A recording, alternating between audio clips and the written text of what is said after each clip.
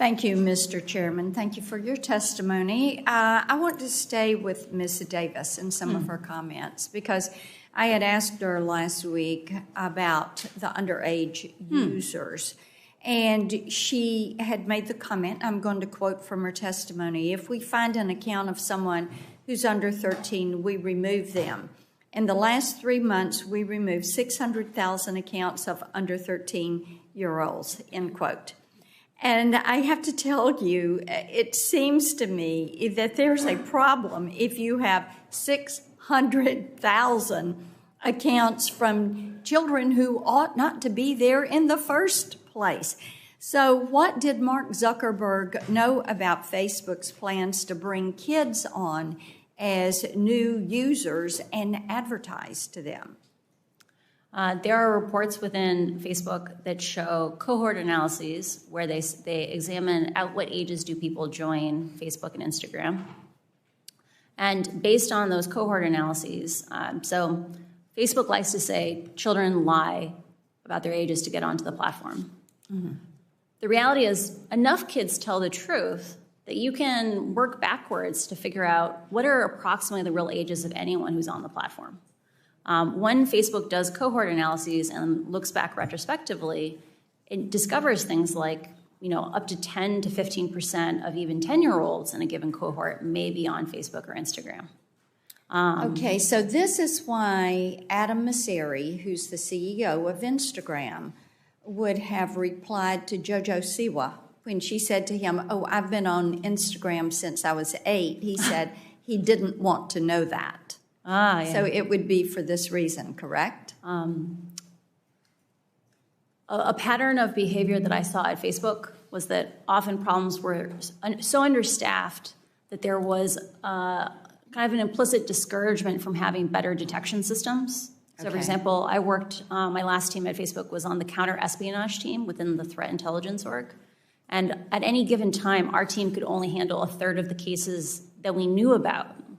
Okay. We knew that if we built even a basic detector, we would likely have many more cases. Okay, then let me ask you. Sure. Yeah, let me ask you this. So you look at the way that they have the data, but they're choosing to keep that data and advertise from it, right? Mm-hmm. You sell it to third parties. Mm-hmm. So what does Facebook do? You've got these 600,000 accounts that ought not to be on there. Mm-hmm. Probably more. Mm-hmm. And right. Yeah. But then you delete those accounts. But what happens to that data?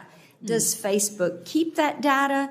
Do they keep it until those children go to age 13? Since, as you're saying, they can work backward and figure out the true age of a user. So what do they do with it? Do they delete it? Do they store it? Do they keep it? How do they process that?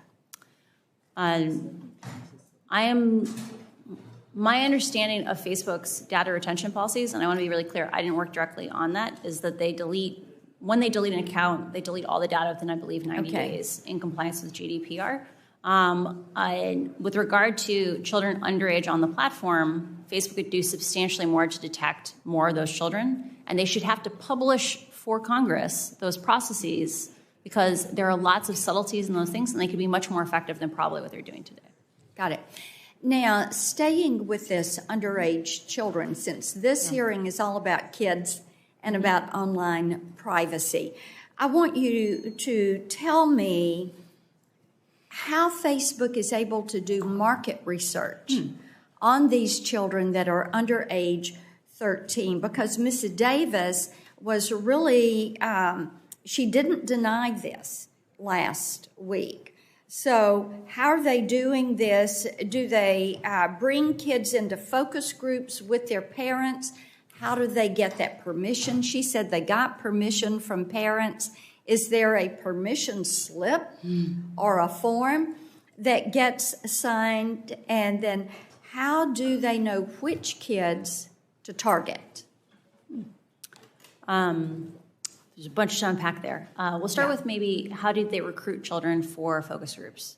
or recruit teenagers. Most tech companies have systems where they can analyze the data that is on their servers. So most of the focus groups I read or that I saw analysis of were around Messenger Kids, which has children on it. And those focus groups appear to be children interacting in person.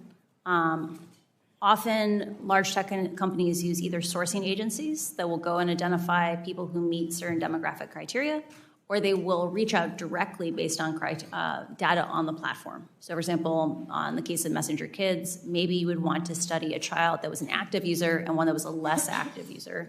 You might reach out to some that came from each population. And so these are children that are under age 13. Yeah. And they know it. For some of these studies, and I assume they get permission, but I don't work on that. Okay. Well, we're still waiting to get a copy of that parental consent form that would involve children. My time has expired, Mr. Chairman. I'll save my other questions for our second round if we're able.